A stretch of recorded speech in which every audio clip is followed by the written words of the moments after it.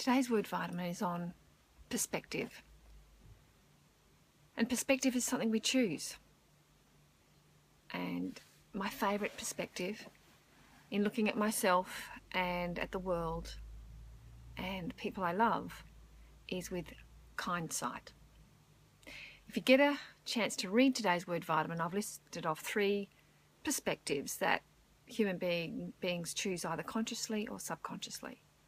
The first one is hindsight, and we've all heard that saying, you know, we're all geniuses in hindsight. So hindsight's all about looking back at the actions that we've done and reviewing them. But in hindsight, nothing can really be changed. And then we've got what I call mindsight, which is when we think about what we could do differently and we plan the future. The trouble is, a lot of people that live in the place of mindsight and they study and they live in their head, is that life actually doesn't go according to a script.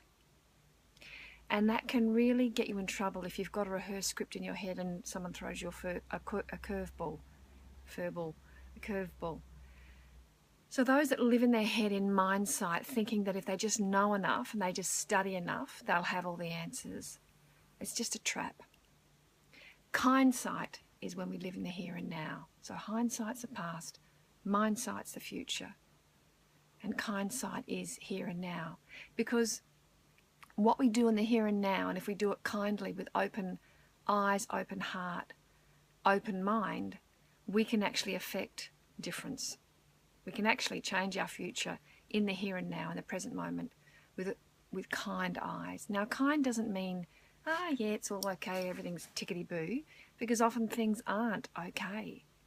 Sometimes people have wronged us, or there is a trauma or a tragedy, or something that's really, really urgently critical.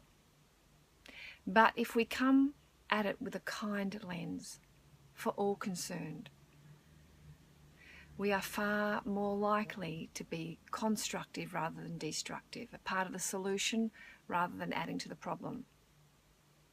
So when it comes to things like nitpicking, controlling, irritability and anger, I've written about all these 4 today.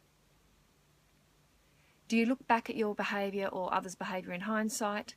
Do you focus on mindsight on what you're going to do differently next time? Or when it happens in the here and now, are you focusing on kindsight? And that is having a gentler lens for yourself and others.